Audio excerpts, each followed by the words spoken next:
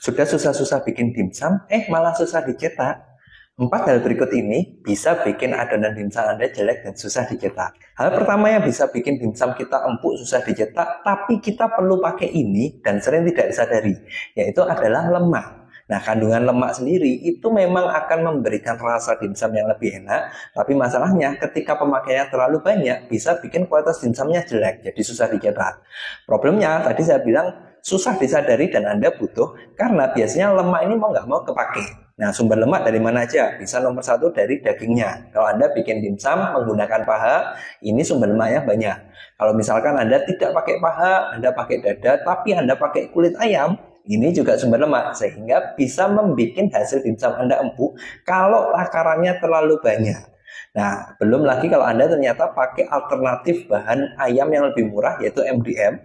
Ini kandungan lemaknya banyak sekali, sehingga bisa bikin adonan dimsum Anda susah dicetak. Bahan kedua yang sering bisa bikin dimsum susah dicetak adalah menggunakan tepung. Nah, ini mungkin agak kontroversi, agak berkebalikan dengan banyak yang beredar, bahwa umumnya orang-orang berpikir pemakaian tepung itu malah mengenyalkan, membuat hasil dimsumnya bagus. Padahal ketika kita pakai tepungnya dalam jumlah yang terlalu banyak, yang ada hasil dimsum kita jadi kualitasnya menurun. Dan umumnya kalau yang kasus ekstrim, itu adalah adonannya jadi susah dicetak. Bahan ketiga yang bisa bikin adonan dimsum susah dicetak adalah buah-buahan dan sayur-sayuran yang kandungan airnya tinggi. Nah, banyak orang tidak sadar karena berpikir buah-buahan sayuran dipakai ini untuk variasi dimsumnya. Padahal jenis buah yang sifatnya basah sekali seperti misalkan labu, itu kalau takarannya tidak dibatasin bisa bikin adonan Anda susah untuk dicetak. Jadi Anda perlu hati-hati untuk memastikan takarannya harus tepat kalau Anda menggunakan buah atau sayuran yang sifatnya memang basah dan kandungan airnya tinggi. Keempat terakhir adalah penggunaan es atau air yang berlebihan. Memang sih tidak semua, ada orang yang bikin dimsum menggunakan es, ada juga yang tidak. Nah, kalau Anda ternyata bikin es, Anda perlu perhatikan juga takarannya, karena ini mirip dengan yang nomor 3 tadi, buah-buahan sifatnya basah.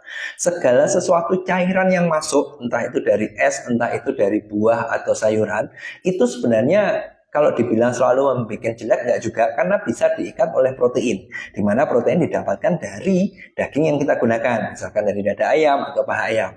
Yang jadi masalah, protein sendiri memiliki keterbatasan untuk mengikat semua cairan ini, belum lagi kalau Anda menggunakan sumber lemaknya. Jadi misalkan Anda pakai kulit ayam, Anda pakai paha, maka kemampuan protein dari ayamnya tadi akan sangat terbatas sehingga cairan yang ada itu tidak bisa diikat.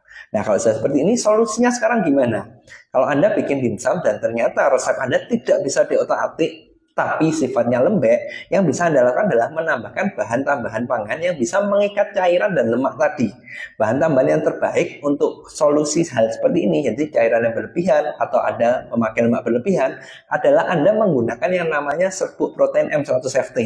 Ini adalah protein nabati dari tumbuh-tumbuhan. Karena dia protein, selain dia bisa mengikat lemak dan cairan, dia juga bisa membantu hasil dimsum Anda lebih kenyal lagi.